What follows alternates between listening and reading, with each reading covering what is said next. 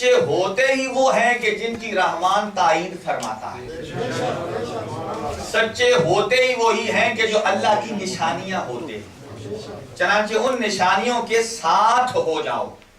اب دیکھنا یہ ہے کہ وہ اس کائنات میں کوئی شخص ایسا نہیں ہے جو اپنے آپ کو جھوٹا کہتا ہو۔ ہر کوئی یہ دعویٰ کرتا ہے میں صادق بھی ہوں، میں صدیق بھی ہوں۔ صدیق کا لفظ تو اتنا ہلکا ہو گیا ہے، اتنا ہلکا ہو گیا ہے کہ ہر بندہ چاہتا ہے کہ میں صدیق ہو جاؤں۔ لیکن دیکھنا یہ ہے کہ قرآن کیا ہر دعویٰ کرنے والے صدیق کی مائیت کا حکم دیتا ہے یا اس کی صداقت اور مائیت کا حکم دیتا ہے کہ جسے رحمان صدیق بولتا ہے؟ کون صادق ہے، کون صدیق ہے؟ مثال پیش کرنے جا رہا ہوں۔ قرآن حکیم ارشاد فرماتا ہے کہ القرآن یفسر بعضہ بعضا، قرآن کی بعض آیات ایسی ہیں جو بعض دوسری آیات کی تفسیر بنتی ہیں، ان کی وضاحت کرتی ہیں، تشریح کرتی ہیں۔ اب قرآن حکیم یہاں بیان فرماتا ہے ایسوں کے ساتھ ہو جائیے جو سچے ہیں۔ ہم قرآن سے پوچھیں گے اے اللہ کے کلام تو ہمیں خود ہی بتا دے کہ وہ سچے کون ہیں تاکہ مسئلہ حل ہو جائے۔ قرآن آیا ہی اللہ کی طرف سے ہے، جب بیان اس کی طرف سے ہے تو یہ بھی پتا چل جائے کہ وہ سچے ہیں کون، تاکہ خود ساختہ صدیق کا بھی پتا چل جائے اور رحمان کی طرف سے آنے والے صدیق کا بھی پتا چل جائے۔ چنانچہ ایک عربوں کا مقولہ ہے کہ تعرف الاشیاء بازدادہا، ہر شے اپنی ضد سے پہچانی جاتی ہے۔ اب بہت سارے افراد نے جیکٹیں پہنی ہوئی ہیں، چادریں ہیں، لحاف ہیں، باہر سردی کا موسم، اندر آئے ٹیمپریچر نارمل ہے۔ آپ نے جو جیکٹ لگائی یہ کس چیز کی علامت ہے؟ سردی۔ آپ کو کیسے پتا چلا، کیسے فیلنگ ہوئی کہ ابھی سردی ہے؟ یہ تب احساس ہوا کہ جب آپ کے ذہن میں گرمی کا کانسیپٹ واضح ہے۔ گرمی سردی کا اپوزٹ ہے۔ آپ جانتے ہیں گرمی کیا ہوتی ہے اور سردی کیا ہوتی ہے۔ اور سادہ مثال، ابھی کوئی آدمی کہے ابھی دن ہے، آپ میں سے کتنے لوگ ماننے کو تیار ہیں؟ ایک دن۔ کیوں؟ اس لیے کہ آپ جانتے ہیں کہ رات کا اپوزٹ دن ہے۔ دن کا کانسیپٹ کلیئر ہے۔ جب دن واضح ہے تو آٹومیٹیکلی اس کا جو مد مقابل ہے وہ واضح ہو جاتا ہے۔ قرآن حکیم کہتا ہے صادقین کون ہیں؟ اس آیت کی تفسیر میں کون سی آیت ہے جو بتاتی ہے کہ یہ صادقین ہیں؟ وہ سورہ اللہ پروردگار عالم نے اس آیہ مجیدہ کو آیہ مباہلہ کے عنوان سے نازل فرمایا۔ فَقُلْ تَعَالَوْا نَدْعُ أَبْنَاءَنَا وَأَبْنَاءَكُمْ وَنِسَاءَنَا وَنِسَاءَكُمْ وَأَنفُسَنَا وَأَنفُسَكُمْ ثُمَّ نَبْتَهِلْ فَنَجْعَلْ لَعْنَةَ اللَّهِ عَلَى الْكَاذِبِينَ۔ اے میرے حبیب ان سے کہہ دیجئے، کن سے؟ جو نصارہ تھے، عیسائی تھے، نجران کے رہنے والے، کہ آپ بھی اپنے بیٹے لے آئیے ہم بھی لے آئیں گے، عورتیں لے آئیے ہم بھی لے آئیں گے، اپنے نفوس لے آئیے ہم بھی لے آئیں گے۔ کریں گے کیا؟ ایک مباہلہ کریں گے۔ اس کے نتیجے میں فَنَجْعَلْ لَعْنَةَ اللَّهِ عَلَى الْكَاذِبِينَ، جو ہار جائے گا اس پر اللہ کی لعنت کریں گے، اور جو ہارے گا وہ کاذبین ٹھہرائے گا۔ کاذب کہتے ہیں جھوٹے کو، اور صادق کہتے ہیں سچے کو۔ کاذب جو ہے اس کی ضد ہے سچائی، اور سچائی کی ضد ہے جھوٹ۔ جب یہ پتا چل جائے کہ جھوٹوں کی جماعت کون سی ہے، آٹومیٹیکلی یہ بھی واضح ہو جائے گا جو مد مقابل ہیں وہ سچے ہیں تو سچوں کی جماعت کون سی ہے۔ یہ آیہ مجیدہ ہے۔ اب دیکھیے، جو اذہان آہستہ آہستہ میرے ساتھ چل رہے ہیں، ایک خاص نتیجے تک پہنچانا چاہتا ہوں، اور وہ یہ صحیح مسلم شریف انتہائی معتبر بک ہے اہل سنت برادران کی، اور اس کے جو رائٹر ہیں وہ یہاں اتنی خوبصورت بات لکھتے ہیں، میں کہتا ہوں کہ وہ سونے کے پانی سے لکھنے کے قابل ہے۔ خود ایک کویسچن مارک کرتے ہیں، سوال اٹھاتے ہیں اور پھر اس کا آنسر دیتے ہیں۔ کویسچن کیا ہے؟ کویسچن کیا ہے؟ سرکار دو عالم گئے تھے مباہلہ میں، مباہلہ تھا عیسائیوں کے ساتھ، آپ اپنے ساتھ علی مرتضیٰ کو لے کر گئے، حسنین شریفین کو لے کر گئے اور صدیقہ طاہرہ کو لے کر گئے۔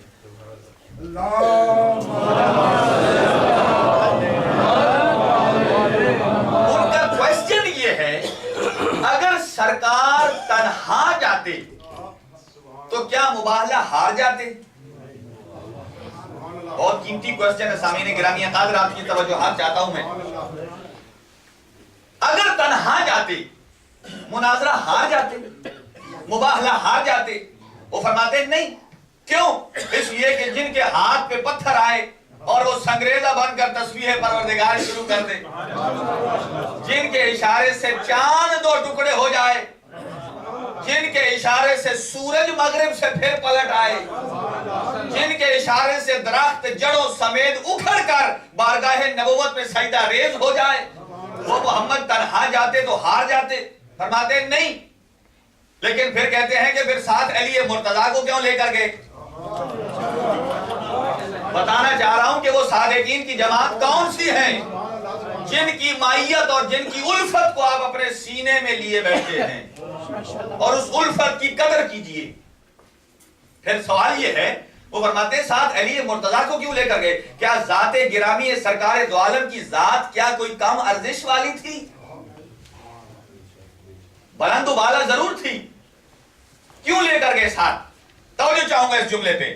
وہ فرماتے ہیں ساتھ لے جاتے، مناظرہ تو جیت جاتے، مباہلہ جیت جاتے، لیکن ایک عیب رہ جاتا، ایک شکم رہ جاتا، ایک فالٹ رہ جاتا۔ وہ فالٹ کیا تھا؟ فرماتے ہیں وہ لفظ صداقت اور صدیق کی تعریف کا عیب رہ جاتا۔ لوگ تا قیامت صرف اسی کو جھوٹا سمجھتے جو صرف محمد کے مقابل میں آیا ہے۔ بہت شکریہ، بہت شکریہ۔ جس کو آہستہ آہستہ سمجھ آ رہی ہے، مجھے پتہ چل رہا ہے کہ چہرے جیسے جیسے کھل رہے ہیں۔ اگر تنہا چلے جاتے تو یہ نہ پتہ چلتا کہ جھوٹا کون ہے، صرف وہ یہی کہتے ہم نے سرکار دو عالم کے مد مقابل آ گئے تو ہم ہی جھوٹے ہیں، باقی کسی اور کے مقابل میں چلے گئے تو ہم بھی صدیق ہو سکتے ہیں۔ قرآن بڑے دور کی سوچ کے بیان کرتا ہے۔ صحیح مسلم کے رائٹر فرماتے ہیں حکمت پروردگار کیا ہے؟ فعل الحکیم لا یخلو عن الحکمہ، کسی حکیم کا کام حکمت سے خالی نہیں ہوتا۔ وہ فرماتے ہیں مجھے یہ نہیں پتا کہ رحمان کی حکمت کیا تھی کہ علی کو بھیجنے کی، حسنین کو بھیجنے کی، زہرا کو بھیجنے کی۔ وہ فرماتے ہیں صحیح مسلم کے رائٹر، توجہ چاہوں گا یہاں سے لے کر آخری جملے تک، آخری مجمع تک، اگر اس جملے کی داد مجھے نہ ملی تو مجھے نہیں صحیح مسلم کے رائٹر کو دکھ ہوگا۔ وہ فرماتے ہیں کہ سرکار نے تنہا نہیں گئے، اس لیے ساتھ لے کر گئے تاکہ قیامت تک ہر اٹھنے والے سوال کا جواب دب جائے اور تعریف جھوٹے کی بھی واضح ہو جائے اور صدیق بھی واضح ہو جائے۔ فرمایا اگر تنہا جاتے تا قیامت لوگ صرف اسی کو جھوٹا کہتے جو محمد کے مقابل میں آیا ہے۔ ساتھ پائتن کو اس لیے لے کر گئے تاکہ یہ بتا دیں کہ جو حسن کے مقابل میں آئے وہ بھی جھوٹا ہے، جو حسین کے مقابل میں آئے وہ بھی جھوٹا ہے، اور جو علی کے مقابل میں آئے وہ بھی جھوٹا ہے، اور جو زہرا کے مقابل میں آئے وہ بھی جھوٹا ہے۔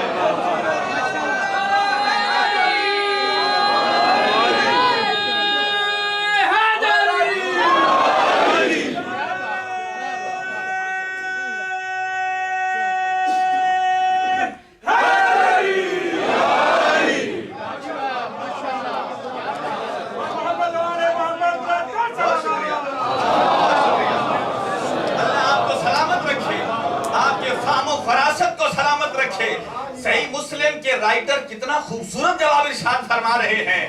وہ یہ کہتے ہیں تا قیامت تک واضح کر دیا کہ صدیق کون ہے اور کاذب کون ہے۔ اب آئیے ایک منزل آگے بڑھائیے، قرآن کس کو کہتا ہے صدیق؟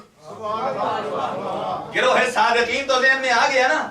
اب قرآن کی طرح ڈیفینیشن سنیے، قرآن صدیق کسے کہتا ہے؟ اللہ فرماتا ہے وَاذْكُرْ فِي الْكِتَابِ إِبْرَاهِيمَ انہو کانا صدیقاً نبیّا، اے میرے حبیب اپنی اس کتاب میں قرآن میں ابراہیم کا ذکر کیجئے جو میرا صدیق نبی ہے۔ توجہ چاہوں گا، مجھے یہ بتائیے منسٹر افضل ہوتا ہے یا پرائم منسٹر؟ وزیر افضل ہوتا ہے یا وزیر اعظم؟ یقیناً وزیر اعظم افضل ہوتا ہے۔ توجہ چاہوں گا اس جملے پہ، اللہ کے نبی ابراہیم کون ہیں؟ 5 عہدوں کے مالک ہیں، اللہ کے نبی ہیں، اللہ کے رسول ہیں، حجت خدا ہے، خلیل خدا ہے، امام بھی ہے۔ اتنے منازل اور مراتب رکھنے کے باوجود اللہ فرماتا ہے اے میرے خلیل تو صرف ابراہیم ہے، تو صرف صدیق ہے۔ خلیل ضرور ہے لیکن صرف صدیق ہے، حجت خدا ضرور ہے لیکن صرف صدیق ہے، نبی ضرور ہے صرف صدیق ہے، امام ضرور ہے لیکن صرف صدیق ہے۔ میری لاکھوں کروڑوں جانیں قربان جائے کائنات کے اس امیر علی ابن ابی طالب پہ سرکار دو عالم نے فرمایا یا علی انت الصدیق الاکبر، تو وہ ہے جو صرف صدیق نہیں ہے، تو صدیق اکبر ہے۔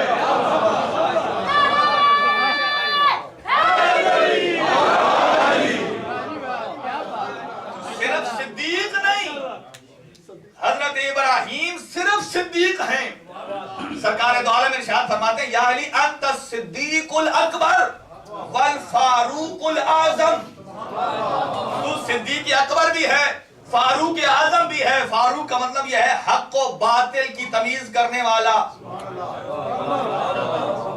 حق و باطل کی تمیز کرنے والا۔ تو اللہ فرماتا ہے اے میرے حبیب خلیل تو خلیل ضرور ہے لیکن ساتھ ساتھ تو صرف صدیق ہے۔ توجہ چاہوں گا، اللہ فرماتا ہے حضرت ابراہیم کون ہے؟ جو بت شکن ہے۔ توجہ چاہوں گا، بت شکن ہیں۔ مجھے یہ بتائیے، خود سے انصاف فرمائیے، جو بت شکن ہو وہ تو ہے صرف صدیق، اور جو 40 سال بتوں کو سجدہ کرتا رہا ہو وہ صدیق کیسے ہو سکتا ہے؟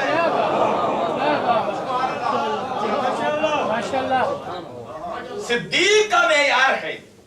توجہ چاہوں گا، اب اپنی گفتگو کی جانب میں بڑھنے جا رہا ہوں۔ صدیقہ طاہرہ حضرت فاطمہ الزہرا سلام اللہ علیہا،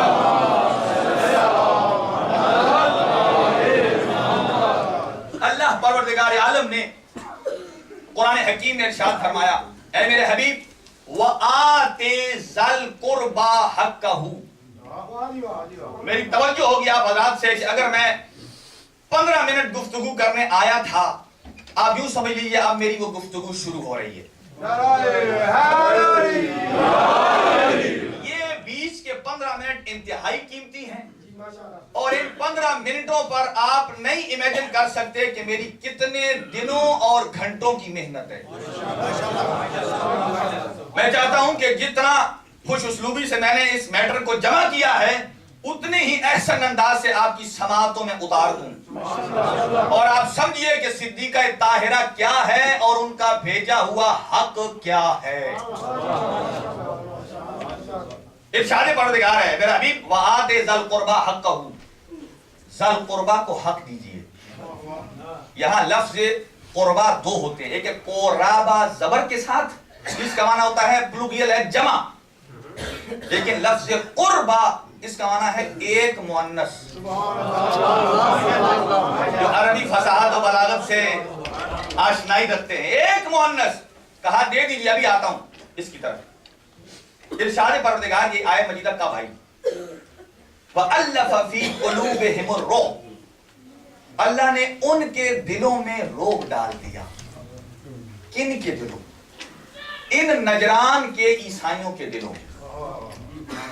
تب مسلمانوں کا لشکر جا رہا تھا جنگ خیبر کو، اور خیبر ہوئی تھی یہودیوں سے۔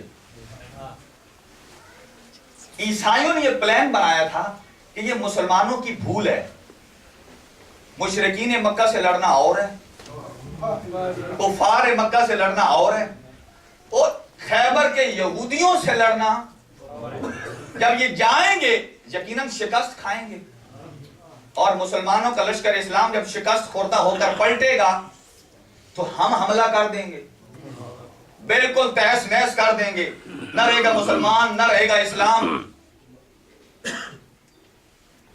چنانچہ مسلمان جب گئے خیبر کی طرف. جب 39 دن کمپلیٹ ہوئے, انہی نجران کے نصارہ نے بغلیں بجانا شروع کر دی. کامیاب ہو گئے ہم, جو کہتے تھے وہی ہوگا, جو ہم نے نتیجہ سوچا تھا ویسا ہی ہوگا. مسلمانوں نے جیتنا ہوتا تو جیت چکے ہوتے. آج 39 دن ہو گئے. اس کا مطلب یہ ہے کہ نتیجہ ہمارے حق میں ہے. ہم نے جو پلاننگ کی ہے وہ ویسے ہو کے رہے گی. لیکن انہیں کیا معلوم کہ جسے خدا رکھے اسے کون چکھے. جب 40واں دن آیا تو سرکار نے فرمایا لَأُوتِيَنَّ الرَّائِيَةَ غَدًا رَجُلًا قَرَّارٍ غَيْرَ فَرَّارٍ يُحِبُّ اللَّهَ وَرَسُولَهُ وَيُحِبُّ اللَّهُ وَرَسُولَهُ وَيَفْتَحُ اللَّهُ عَلَى يَدَيْهِ. کل میں اس کو بھیجوں گا کہ جو قرار بھی ہوگا, غیر فرار بھی ہوگا, مرد بھی ہوگا, وہ اللہ سے محبت رکھتا ہوگا, اس کے رسول سے محبت رکھتا ہوگا, اور اللہ اور اس کا رسول اس سے محبت رکھتا ہوگا. اور میں کیا کروں گا؟ یفتح اللہ علی یدیہ, میں اس کے, اللہ فرماتا ہے اس کے دونوں ہاتھوں پر فتح کا یہ انعام دے کے بھیجوں گا. دونوں ہاتھوں پہ کیسے فتح ہوگی؟ ایک پہ مرحب کا سر ہوگا, دوسرے پہ خیبر کا در ہوگا. جب یہاں پہنچے انہوں نے کہا یہ تو معاملہ الٹا ہو گیا. چلیے ایک جملہ اور ذہن میں آ گیا. بہت سارے افراد نے پوچھا, جب سرکار علی نے فرمایا نا میں نے تو در خیبر کو انگشت سبابہ سے اکھاڑا. ہر انگلی کے نام ہے, جیسے فرینچ میں, عربی میں اس کو کہتے ہیں سبابہ, جو سب سے چھوٹی ہے, بالکل ناتوان ہے. کہا میں نے اس سے اکھاڑا. کسی نے بہت سارے سوال کیے. انہوں نے کہا ہمیشہ پیٹ پر پتھر باندھنے والا علی, جو کی سوکھی روٹی گھٹنے سے توڑ کے کھانے والا علی, عید کے علاوہ سارا سال روزہ رکھنے والا علی, یہودی کے باغ میں بیلچہ لے کر کام کرنے والا علی, اس نے کیسے اتنی پاور سے در خیبر کو اکھاڑ لیا جو 39 دن پنجوں سے نہ اکھاڑ سکے. جب پوچھا ذات علی سے, فرمایا تجھے کیا معلوم, میں آیا بھی ادھر سے ہوں, طاقت بھی ادھر سے لیتا ہوں. ما قلعت باب خیبر بقوت جسمانیہ بل بقوت رحمانیہ. اور میں علی نے در خیبر کو بدن کی طاقت سے نہیں, رحمان کی طاقت سے اکھاڑا ہے.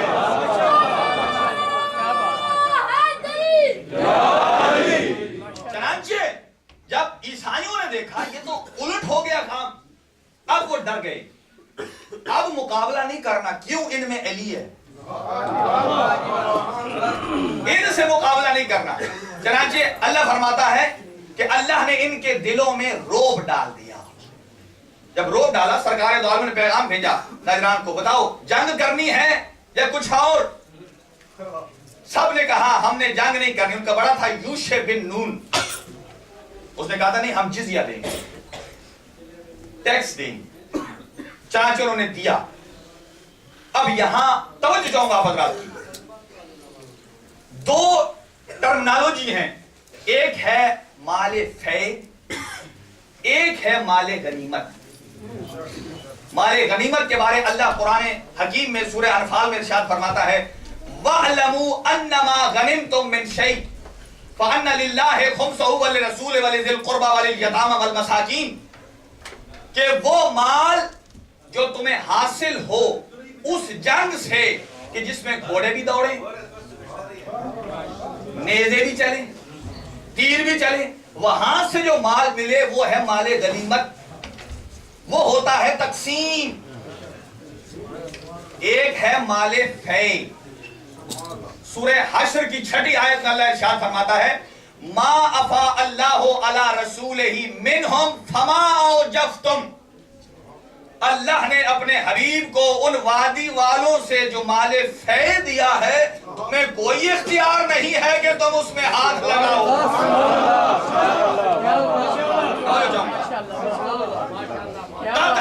کیوں؟ اس لیے من خیل ولا رکاب, نہ اس میں گھوڑے دوڑے ہیں نہ اس میں اونٹ دوڑے ہیں. پھر فرمایا ولیکن اللہ یسلط رسلہ من یشاء, اللہ اپنے رسولوں کو جس پہ چاہتا ہے مسلط کر دیتا ہے, برتری کر دیتا ہے. ان اللہ علی کل شیء قدیر. توجہ چاہوں گا, مال فے کیا ہوتا ہے؟ جو ملتا ہے رسول کو اس صورت میں کہ جب نہ جنگ ہوئی ہو، نہ گھوڑا دوڑے، نہ اونٹ چلے، نہ تلواریں چلیں، نہ نیزے چلیں، توجہ چاہوں گا، مال غنیمت جو جنگ کی شکل میں ملے، مال فے جو جنگ کے بغیر ملے. اب مجھے بتائیے مباہلہ میں رسول نے کوئی جنگ کی تھی؟ تو جو نصارے نجران نے فدق دیا تھا، یہ فدق زمین کا ٹکڑا تھا، جگہ کا نام ہے، وہ جو دیا تھا یہ مال غنیمت ہوا یا مال فے؟ مال فے. قرآن کہتا ہے کہ جو مال فے ہو وہ رسول کا ذاتی مال ہے، اس میں آپ کا کوئی حق نہیں ہے، کوئی حق نہیں ہے اس میں آپ کا، چونکہ یہ رسول کا ذاتی مال ہے. چنانچہ فدق کی ڈیفینیشن یہ ہے کہ یہ رسول اسلام کا ذاتی مال فے ہے. اب سنیے ایک منزل، توجہ چاہوں گا، بڑی گفتگو ملی ہوئی ہے، اگر تھوڑا سا آپ کا اذہان منتشر ہو گئے تو نتیجہ ڈسٹرب ہو جائے گا. چنانچہ مال فے اور غنیمت کی ڈیفینیشن کلیئر. صاحب تفسیر در منصور علامہ جلال الدین سیوطی اپنی بک میں لکھتے ہیں، اور یہ بات جنابی المودت میں موجود ہے، وہ یہ لکھتے ہیں کہ یہ فدق 7 ہجری سے لے کر 11 ہجری کی ربیع الاول کے پہلے ہفتے تک جناب زہرا کی ملکیت تھا. توجہ چاہوں گا، مباہلہ ہوا ہے 7 ہجری میں، سرکار دو عالم کی شہادت ہوئی ہے 28 صفر 11 ہجری کو، اور سفر کے بعد آتا ہے ربیع الاول، ربیع الاول کے پہلے ہفتے تک یہ فدق بی بی زہرا کی ملکیت میں تھا. اب سنیے، اللہ پروردگار عالم نے ارشاد فرمایا، اے میرے حبیب وَآتِ ذَا الْقُرْبَى حَقَّهُ، اے میرے حبیب اپنے قربا کو حق دیجئے. جب یہ آیت آئی سرکار دو عالم نے فرمایا جبرائیل جا واپس پلٹ جا، جا کر رحمان سے پوچھ کہ قربا کون ہے اور حق کیا ہے. اب وہ زبان بولے گی کہ جو صدیقہ پر ایمان رکھتی ہے. کیا پوچھ کیا کہ حق کون سا ہے اور قربا کون سا ہے. چنانچہ جبرائیل گیا اور جب پلٹ کے آیا تو کہتا ان اللہ تعالی یقرئک السلام ویخصک بالتحیۃ والاکرام، اللہ اپنے درود و سلام کو آپ کے ساتھ مخصوص کر کے یہ کہتا ہے آپ مجھے یہ فرمائیے کیا رسول کو نہیں پتا تھا کہ حق کیا ہے، قربا کیا ہے؟ لیکن وہ سمجھتے تھے کہ ہر ذہن یہ سمجھنے والا نہیں ہے، ہر سماعت سمجھنے والی نہیں ہے. کہا جا، جب جبرائیل آیا جبرائیل نے یہ پیغام دیا کہ اللہ فرماتا ہے وَآتِ بِفَاطِمَةَ فَدَقًا، کہ اے میرے حبیب جا اور فاطمہ کو فدق عطا کر کے آ. بڑی علمی گفتگو ہے. اور جب یہ بھی تفسیر در منصور سے پڑھ رہا ہوں، جنابی المودت میں بھی ہے، لیکن میں تفسیر در منصور سے پڑھ رہا ہوں. علامہ جلال الدین سیوطی فرماتے ہیں کہ جب سرکار دو عالم نے یہ حق جناب سیدہ کو دیا تو ایک وثیقہ لکھا. وثیقہ کیا ہوتا ہے؟ ایک اسٹامپ، ایفیڈیوٹ لکھا، کیا بطور سند کہ یہ حق فدق میں دے رہا ہوں جو میرا ذاتی مال ہے زہرا کو، اور اس پر رسول نے جنہیں گواہ بنایا ایک حسنین تھے اور ایک علی تھے. گویا رسول نے ان وثیقے پر انہی کو گواہ بنایا جن کو اللہ نے میدان مباہلہ میں توحید پر گواہ بنایا تھا. ارے جس کو رسول اسلام کی اس تحریر پر یقین نہیں ہے کہ رسول نے فدق زہرا کو دیا تھا، اور جن کو گواہوں پر اعتراض ہے پہلے خدا پہ تو اعتراض کریں.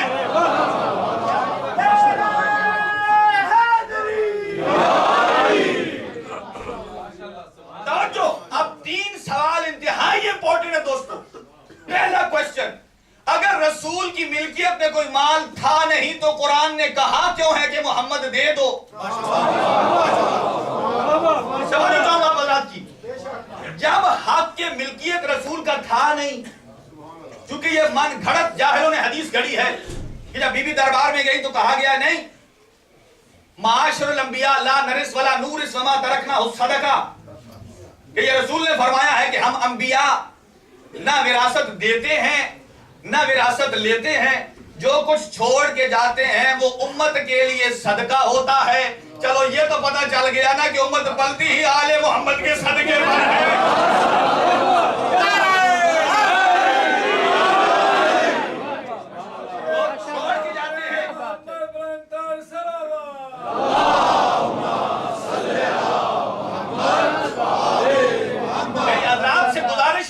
بات کو جتنی توجہ سے سن سکتے ہیں سنیے. میں اسے کمپلیٹ کرنا چاہتا ہوں. چنانچہ 3 کوسچن انتہائی امپورٹنٹ ہے. اور جب بی بی کو کہا گیا کہ یہ حدیث ہے کہ سرکار نے فرمایا نہ وراثت دیتے ہیں نہ لیتے ہیں, وہ خبر واحد پڑھ رہے تھے. خبر واحد وہ ہوتی ہے کہ جو ایک بندے کی روایت ہو. بی بی مد مقابل میں قرآن پڑھ رہی تھی. بی بی فرماتی ہیں تو میں نہیں معلوم تم میرے بابا کی جھوٹی حدیث پڑھ رہے ہو, میں رحمان کا سچا قرآن پڑھ رہی ہوں. ہمارے سر سلیمان و داؤد کہ جب داؤد سلیمان کا وارث ہو سکتا ہے, سلیمان داؤد کے وارث ہو سکتے ہیں, اس کا مطلب یہ ہے کہ نبی وراثت دیتا بھی ہے, نبی وراثت لیتا بھی ہے. چنانچہ پہلا کوسچن, اگر سرکار کی ملکیت میں کچھ تھا نہیں تو اللہ نے یہ کہا کیوں؟ الیاذ باللہ رحمان پہ شک ہونے لگتا ہے. دوسرا, اگر یہ امت کے لیے صدقہ تھا تو رسول نے اپنی بیٹی کو دیا کیوں؟ اگر امت کے لیے آپ جانتے ہیں کہ صدقہ ہوتا ہے غیر سادات کے لیے, اور زہرا وہ ہیں کہ جو نہ ہو تو سادات کا جد ختم ہوتا ہے. اگر یہ امت کا مال صدقہ تھا تو رسول نے دیا کیوں؟ اس کا مطلب یہ ہے سرکار دو عالم کی رسالت پہ شک ہوتا ہے. الیاذ باللہ. اور تیسرا انتہائی امپورٹنٹ کوسچن کہ زہرا کوئی عام شخصیت تھی, وہ صدیقہ ہے, صادق کی بیٹی ہے, صدیق کی زوجہ ہے, صدیق کی ماں ہے, اتنی عظیم شخصیت ہے. اگر صدقے کا مال تھا تو زہرا نے لیا کیوں ہے؟ انتہائی امپورٹنٹ کوسچن. تینوں توجہ چاہوں گا. اللہ نے اگر ملکیت میں تھا نہیں تو الف اور لغو کیا ہے. اگر سرکار دو عالم نے دیا ہے, بنتا نہیں تھا. الیاذ باللہ. یہاں بھی مسٹیک ہوتی ہے. جناب زہرا نے ایکسپٹ کیوں کیا, یہاں بھی مسٹیک ہوتی ہے. توجہ چاہوں گا. تفسیر عمدۃ القاری فی شرح صحیح بخاری, اس میں لکھا ہے, ایک واقعہ درج ہے. ایک صحابی کھجورم کو ٹوکرا لے کے آیا, سرکار کے سامنے رکھا. اس تفسیر میں ہے, مکتب اہل بیت میں نہیں ہے, اس سے لے کے پڑھ رہا ہوں. سرکار کے دو عالم کے سامنے رکھا. وہ لکھتے ہیں کہ امام حسن علیہ السلام نے کھجور کا ایک ٹکڑا اٹھایا, اپنے منہ میں ڈالا. اتنے میں سرکار دو عالم نے اس سے پوچھا, اے صحابی تو یہ بتا, یہ جو تو کھجوروں کا ٹکڑا لے کے آیا ہے, اہذہ صدقۃ ام ہدیۃ, آیا یہ ہدیہ ہے یا صدقہ ہے؟ وہ کہتا ہے ہذہ صدقۃ, یہ صدقہ ہے. چاہے یہ تفسیر سے لے کے پڑھ رہا ہوں. تو جناب سرکار دو عالم نے جب یہ سنا کہ یہ صدقہ ہے, انہوں نے امام حسن کے منہ میں ہاتھ ڈالا, اب گٹھلی کو باہر نکال دیا.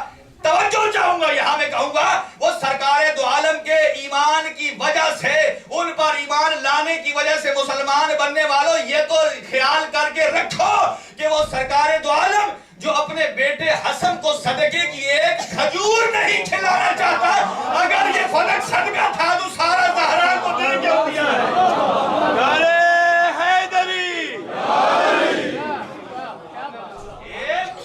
اور پھر میں ایک گواہ دیجئے. بی بی 4 گواہ لے کر گئی, ایک ام ایمن, حسنین اور علی. ام ایمن کیوں لے کر گئی؟ اس لیے ام ایمن وہ کنیز تھی سرکار دو عالم کی جو ان کے بابا عبداللہ کی طرف سے میراث میں سرکار کو ملی تھی, جو کہتا تھا نبی نہ وراثت لیتے ہیں نہ دیتے. عبداللہ علیہ السلام کی طرف سے ملی تھی سرکار دو عالم کو, لے کر گئی تاکہ پتہ چلے کہ یہ ام ایمن آئی کہاں سے ہے, کہاں سے. چنانچہ بھرے مجمع میں ایک سے مخاطب کر کے بی بی ام ایمن نے فرمایا, اے لوگوں تم مجھے یہ بتاؤ, کیا تم گواہی دیتے ہو کہ سرکار نے مجھے کہا تھا کہ یہ جنتی ہے؟ سرکار نے کہا تھا میرے بارے یہ جنتی ہے. سب نے کہا جی ہاں کہا تھا.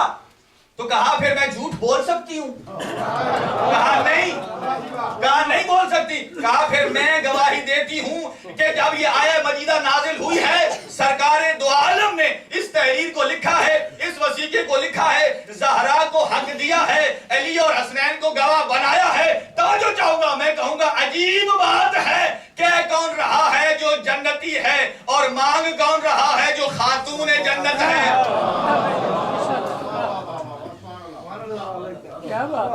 آئیے ایک چھوٹا سا کنکلوژن پوری ہسٹری کا. سن 34 ہجری سے لے کر 94 ہجری تک یہ فدق ایک سردار کی ملکیت میں رہا,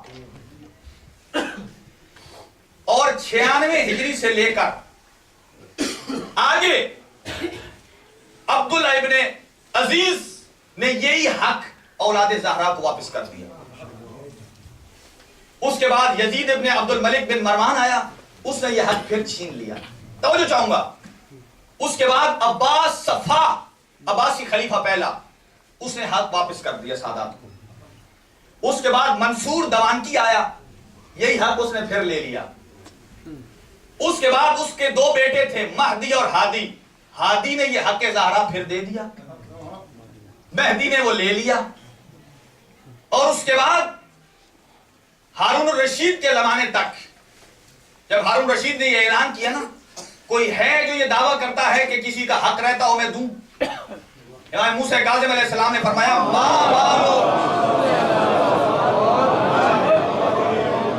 بالو مظلمتنا, ہمارے اس حق کا کیا بنے گا جو ہماری ماں زہرا کا تھا. ہارون الرشید نے کہا حدود آپ معین کر دیجئے, دیتا میں ہوں. حضرت نے فرمایا دیکھ حدود میں معین کر دوں گا, تو دے گا پھر بھی نہیں. کہا حدود کیا ہیں؟ کہا پہلی حد ہے احد کا پہاڑ. یہ باتیں آپ کو کبھی کوئی نہیں سنائے گا دوستو. پہلی حد ہے احد کا پہاڑ, اور دوسری حد ہے, کون فرما رہا ہے؟ میں نہیں, معصوم. دوسری حد ہے قریش کی سرحد جو ہے مصر میں, اور تیسری ہے سیف البحر جو شام میں, چوتھی ہے دومت الجندل جو عراق اور شام کے بیچ میں ہے.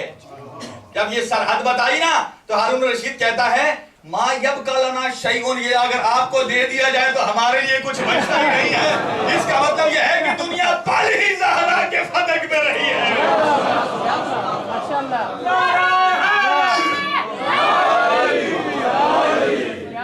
پل ہی زہرا کے فدق میں رہی ہے. توجہ چاہوں گا. اب آئیے کون صدیقہ طاہرہ, اسی جملے پہ آئیے کہ اللہ نے رسالت اور نبوت کے 2 گواہ قرار دیے, ایک اللہ اور ایک وہ جو پورے قرآن کا علم رکھتا ہے, علی. کنکلوژن دیکھیے, کتاب کا نام ہے حیات الحیوان, حیوانوں کی زندگی. اس کے رائٹر ہیں علامہ ضمیری.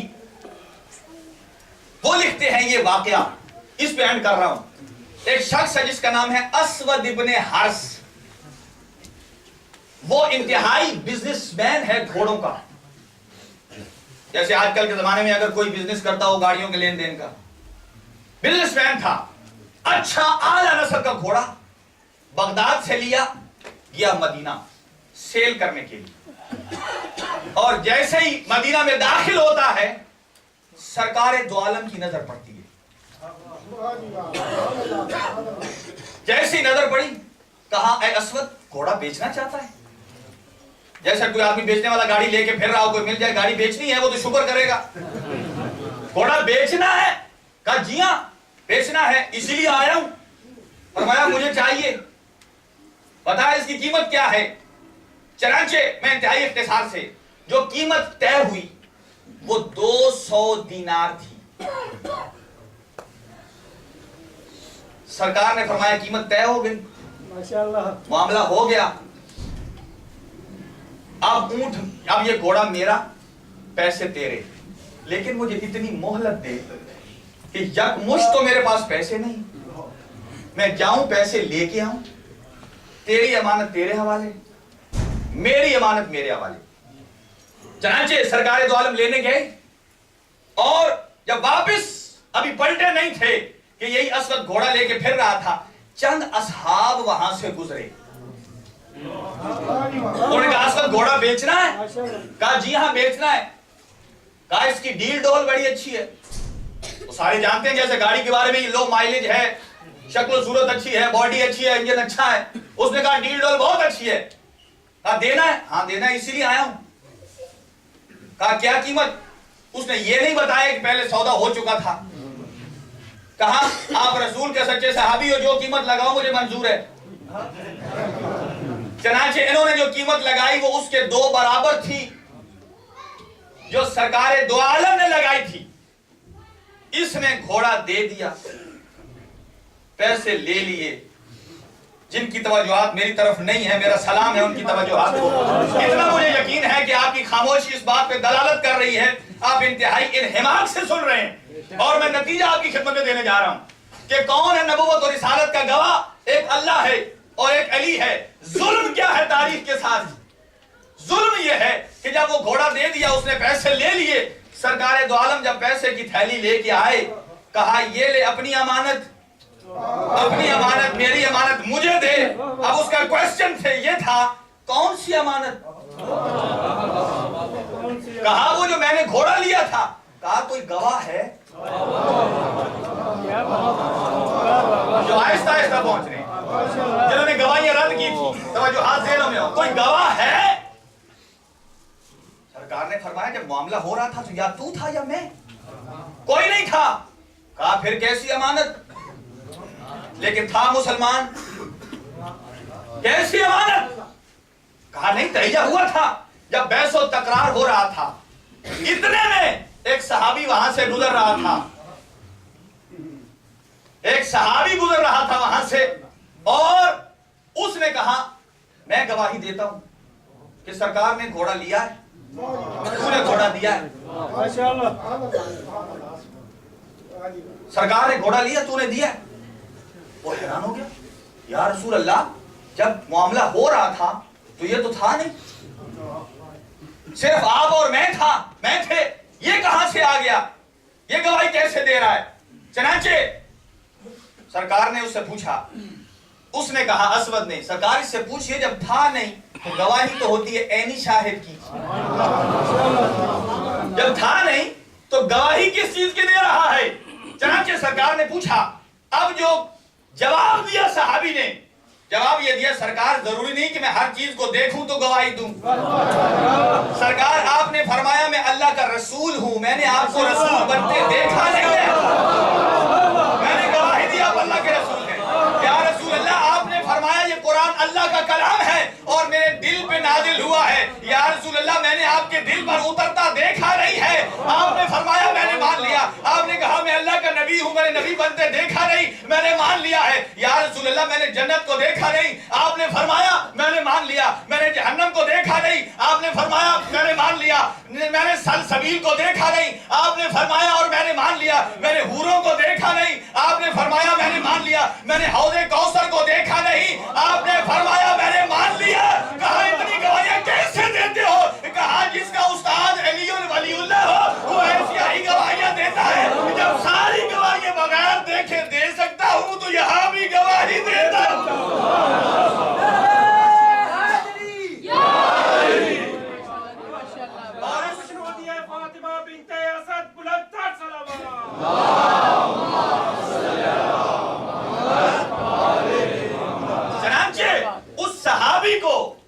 سرکار دو عالم نے اپنے سینے سے لگایا اور لگا کے کہا جو نام تیرے ماں باپ نے رکھا ہے نا, آج سے وہ نہیں چلے گا, آج سے وہ نام چلے گا جو میں محمد کو عطا کروں گا. کہا وہ نام کیا ہے؟ وہ ذو الشہادتین, 2 گواہیوں والا. یعنی جہاں 2 بندوں کی گواہی ضرورت ہوگی تو اکیلا جائے گا, مقدمہ پار کرا کے آ جائے گا. افسوس تو یہ ہے کہ دنیا اس کے گیت گاتی ہے جس نے محمد کی گواہی دی ہے, اور اللہ قرآن کے ساتھ علی کو نبوت اور رسالت کا گواہ بنا رہا ہے, اور زہرا علی کو ہی لے کر گئی تھی جسے اللہ نے نبوت کے گواہ بنایا ہے. اور جو نبوت کے گواہ کو رد کر دے, خود بتائیے وہ اسلام میں ہے؟ وہ اسلام کے دائرے میں اسی حسین کا بیٹا علی اکبر. شبی تاسو آئے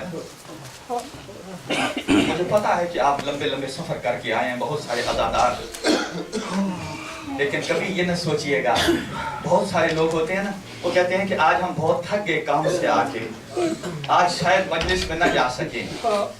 لیکن دوستو مجھے اتنا بتانا, اگر کل امام زمان پوچھیں گے کہ میرے جد کی مجلس میں کیوں نہیں گیا تھا, اگر آپ کہو کہ میں تھکا ہوا تھا, تو کیا امام زمانہ جواب نہیں دیں گے کہ تو اپنے کام سے تھک گیا, لیکن میرا حسین تو روز عاشور صبح سے عصر عاشور تک لاشیں اٹھا اٹھا کے نہیں تھکا. آج رکم اللہ اسی کا علی اکبر ہے.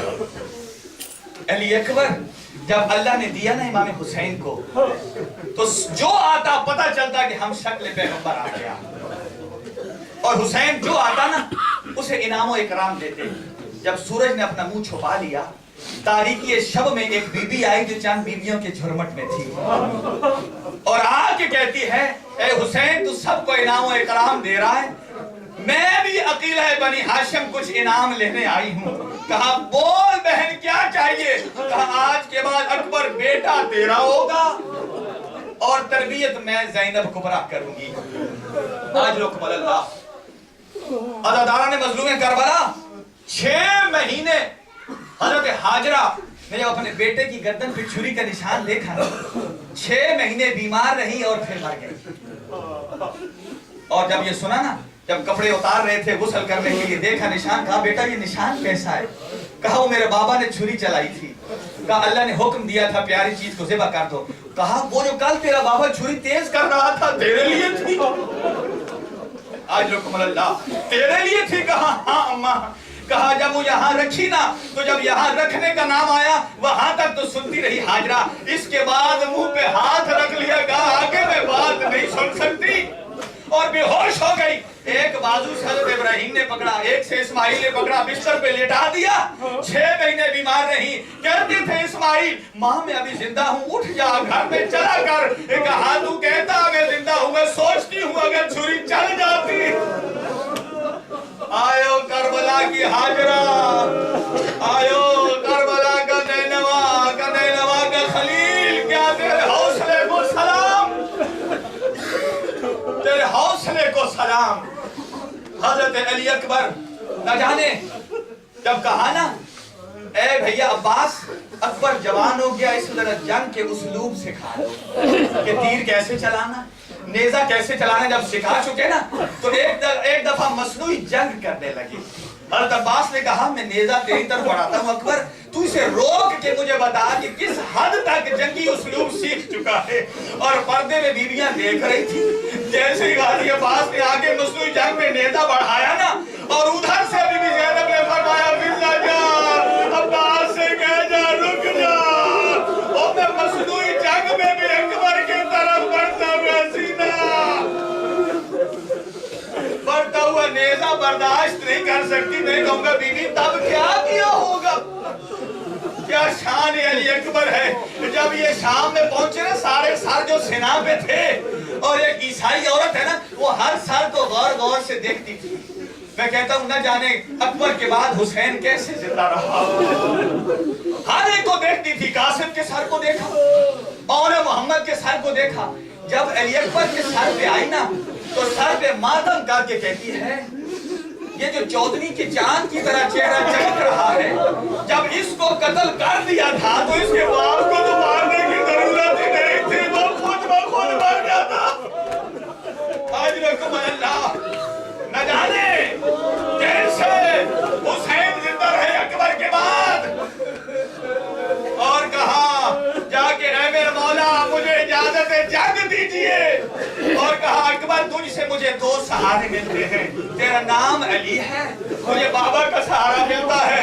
تیری شکل رسول اللہ جیسی ہے, مجھے رسول کا سہارا ملتا ہے.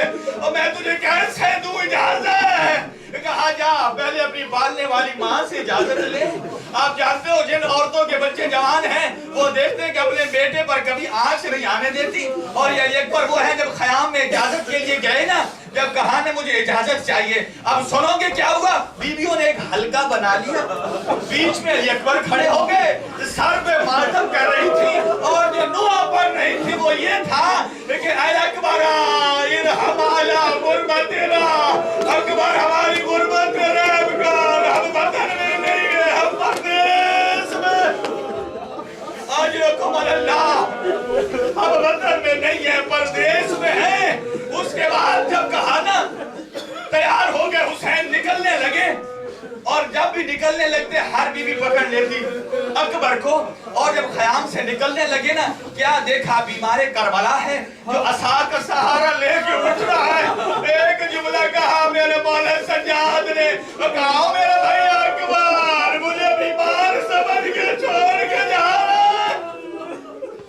آج رکم اللہ اکبر آئے، اور اس کے بعد جب ذوالجناح پہ سوار ہوئے، ایک مورخ کا خوبصورت جملہ ہے کہ کیا شان تھی کہ جب سوار کرانے لگے نا اکبر کو، تو جب سوار کرانے لگے تو جہاں پیر رکھتے ہیں رکاب نے کہا بسم اللہ، زین نے کہا سبحان اللہ، اور لیلا نے کہا انا للہ۔ اور جب دیکھا گھوڑا چل نہیں رہا، قدموں میں سکینہ کھڑی ہے، اور چھوٹی چھوٹی اولاد والوں ایک درد بھرا جملہ سن دو، مسائل کا پہاڑ ہے، کہا میرا بھیا اکبر میں تجھے نہیں دوگتی زیادہ دے، اور میں نہیں کہتی مجھے ماتھے کا بوسہ لینے دے، میں نہیں کہتی گردن کا بوسہ لینے دے، ہاتھ جوڑ کے کہتی ہے بھیا اکبر ذرا اپنا پیر رکاب سے نکال، میں تیرے پیر کا بوسہ۔ آج رکب اللہ، آپ نے دیکھا عزاداروں میں نے کوئی شہادت پوری نہیں پڑھی، اس لیے مجھے یقین ہے کوئی نوجوان عزادار بن جائے گا۔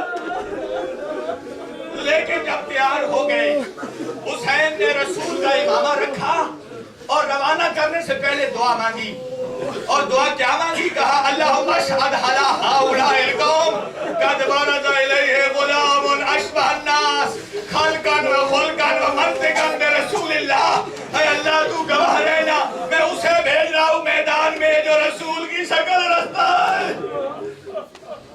راوی بیان کرتا ہے کہ جب میدان کی جانب روانہ کرنے لگے نا، اور روانہ کرنے لگے، ادھر ذوالجناح جیسے ہی چلا، علی اکبر نے دیکھا جیسے ہی ذوالجناح کے قدم بڑھتے جا رہے تھے نا، مظلوم کربلا کے بھی قدم چل رہے تھے، جیسے گھوڑے کے قدم تیز ہوئے، مظلوم کربلا نے بھاگنا شروع کر دیا، اور کہا اکبر محلن محلہ، اور کہا بابا خود ہی تو بھیجا تھا، اور کہا اکبر کاش تیرا کوئی ہم شکل پیغمبر بیٹا ہوتا۔ آج رکب اللہ، اور زہرا آپ کی جھولیوں کو بھرے، اپنی اولادوں کو بھی اپنی اولاد سے سرفراز کرے۔ آج رکب اللہ، اور جب روانہ کیا نا، اور آگے پھر لیلہ سے کہا اے لیلہ میں نے بابا نانا سے سنا ہے ماں کی دعا بیٹے کے حق میں بڑے جلدی قبول ہوتی ہے، دعا کر ایک دفعہ میرا اکبر واپس آ جائے۔